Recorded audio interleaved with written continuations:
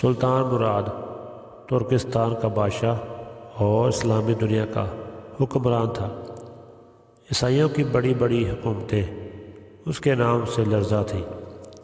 یوں تو ہر مسلمان حکمران کو مارتے منوانے کا شوق رہا، مگر سلطان مراد مسجدوں کی تعمیر میں خاص دلچسپی لیتا تھا۔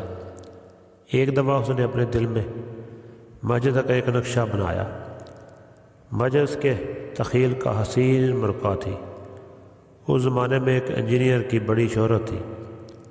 بادشاہ نے اسے بلایا، اپنا نقشہ اسے دکھایا اور مسجد کی تعمیر پر لگا دیا۔ آخرکار مسجد تیار ہو گئی، جو فی الواقع ایک شاندار مسجد تھی۔ بادشاہ اگلی صبح مسجد دیکھنے چلا گیا۔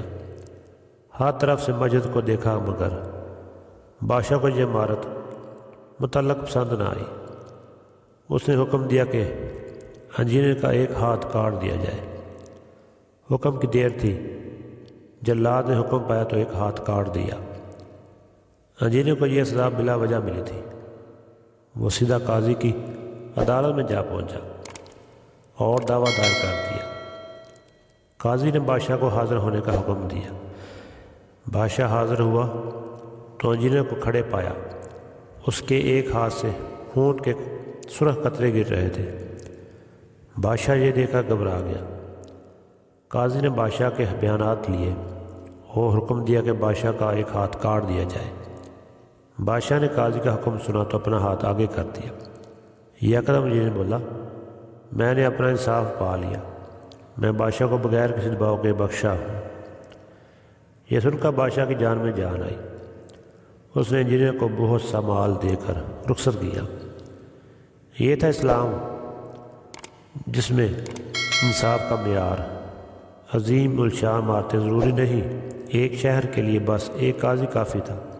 نہ وکیل کی ضرورت، نہ ہی دیکھا جاتا کہ مجرم کون ہے، بادشاہ ہو یا فقیر، سب کو ایک ہی ٹہرے میں کھڑا کیا جاتا تھا اور انصاف ہی فوری ملتا تھا۔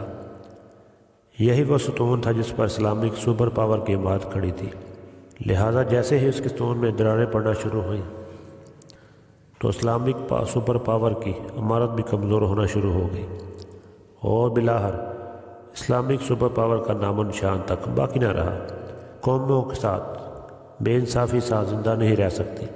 ہم ایمان تو ہے، لیکن ہماری حکومتیں لوگوں کے درمیان انصاف کرنے میں ناکام رہیں۔